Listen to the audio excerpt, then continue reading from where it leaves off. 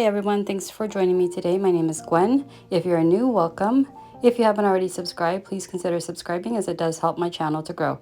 If you enjoy these videos, please give me a thumbs up.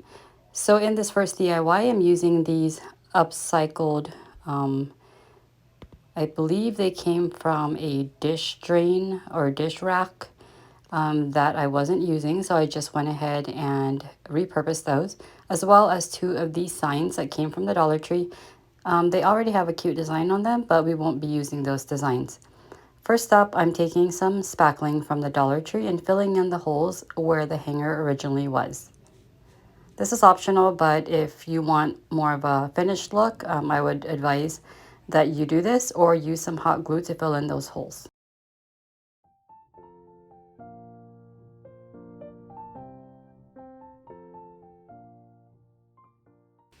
Once that part was complete, I took this duck egg blue in this pretty blue shade by Dixie Belle, and I'm just going to paint these two wood decor pieces with a good couple coats. Now, since these have designs on them, they look like they've been burned on. I did take two coats just to fully cover the design because when you do come up close to it, you can still see it. But if you feel like one will do the job, then you can stop at one coat. I just wanted to give it full coverage, so I just went with two. You're also going to want to make sure that you include the sides and the edges when you're painting so that you have a very clean and finished look to your projects.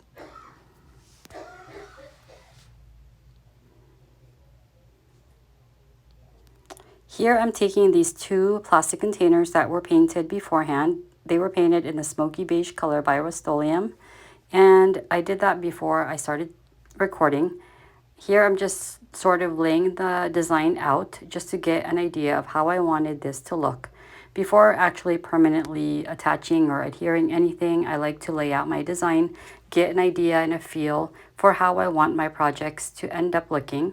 So I'm just making sure that I'm happy with the idea or the design that I have in my head before I actually start to permanently attach things together. So here I'm taking this wired ribbon from the Dollar Tree, which I also spray painted off camera in the color Aged Gray. It's by that Chalked brand, and it's a spray paint. So it looked like that before. On the left, it's a silver color, and on the right, it's the painted color.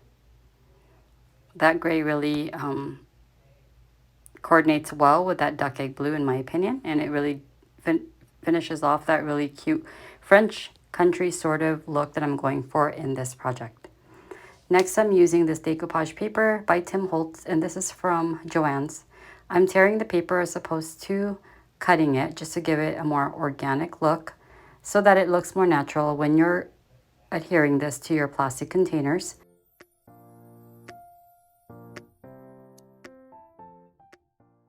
I'm taking a glue stick to adhere these to the plastic containers instead of Mod Podge, just because by using a glue stick, in my opinion, you are able to avoid getting a whole lot of bubbling or wrinkling in your paper, and I think it works a whole lot better.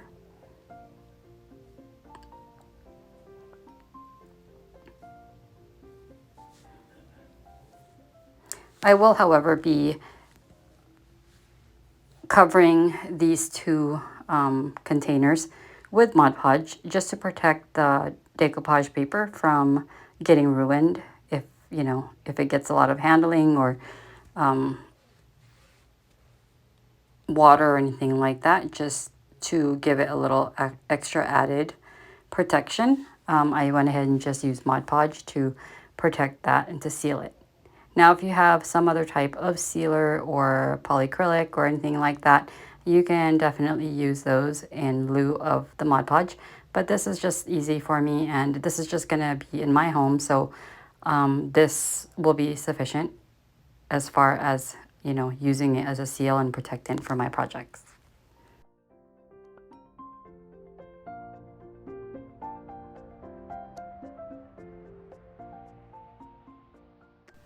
I also added a hanger to each of these wall sconces, just using some jute twine and then adding some scrap felt to the back where I added the hot glue, just for added reinforcement. Now it was time to work on the front side again. I wanted to add a little more decorative element to the background, and since I'm going with a French country sort of vintage vibe, I decided to stamp the background in this very nice French script. It's the IC Paris paint stamp set. It's by the Redesign brand, and I went ahead and just repeated the pattern until I covered the entire wood piece in the background. And I thought this really gave it a good backdrop to the focal point, which is that little cup that will be holding flowers. And again, I repeated the same steps to the second set. I used Stays On ink, and it is a permanent type of archival ink that I got from Joann's. Next, I'm sealing this using some Mod Podge once again. And then I will be gluing these pockets or cups or whatever you want to call them to my background using some hot glue. And I'm using a pretty strong brand, which is a Surebond brand, and it's holding up well. If you wanted something more permanent, you can definitely use a different type like E6000 or Titebond or something like that. Next, it was time to add that metal wired ribbon, and I'm just using hot glue once again. I'm wrapping it around the cups, giving it another extra added layer of texture and decorative element to it. And then the finishing touch was to add these really cute bunches of florals from the Dollar Tree. They just say rosemary on the label. I think they add such a cute touch with all the greens and the little specks of white flowers. I think this came out so beautiful. I love the outcome. It was easy to do. I hope you guys enjoyed this one. Moving on to project number 2. We are creating a wall decor piece, or you can use this as a shelf sitter. These little hyacinth bulbs, I'm calling it, I'm not really sure if that's what they are, came from Michael's. I'm also using this wood blank that came from the Dollar Tree. I also am using some IOD stamps in the kindness regards, as well as ivory chalk paint, some decorative moss. And first off, I will be painting this wood blank in the ivory chalk paint. And I'm only concerned about painting the background. I'm not worried about painting the inner frame. However, I will be distress painting the outer frame just to tie in the ivory color of that middle part. Next, I wanted to create a background using this French script in the Kindest Regards stamp by IOD. Again, using a ink pad called Stays On. I'm just using black ink and then painting that on to the mostly center portion of that wood. And then I wanted to take it out to the framed part. That part was actually accidental, and I really liked how it looked, so I just continued on. Next, I'm using some of this Dark and Decrepit dust, which is my new favorite way to distress my DIY pieces. This is super fun and easy to use. It's powder form. You just have to take a brush and then brush that on liberally to the areas that you want to age. And then use your brush to just brush off the excess. And then you're left with this little distressed areas or aged areas of your project. And I really love that look. Next, I'm doing a dry fit once again, taking these 3 bulbs. I purchased 2 purple and 1 blue, and I'm laying them out in this sort of, straight pattern. And I decided to add some moss to the bottom just to tie in with the whole, design element that I was going for here.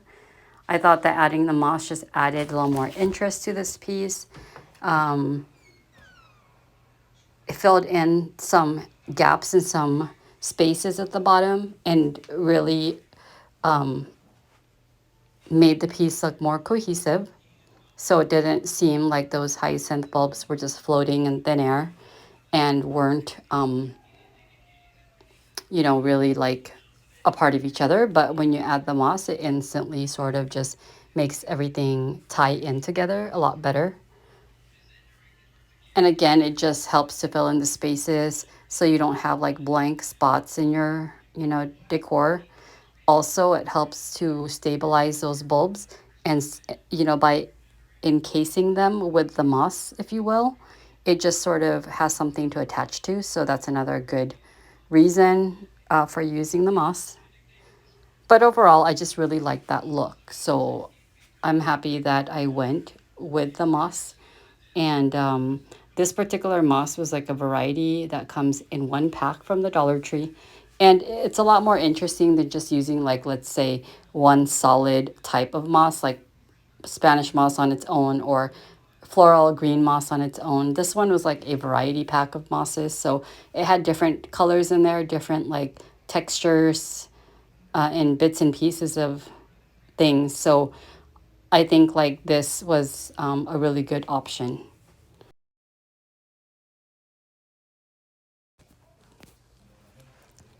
So I really love how both of these projects came out in this video.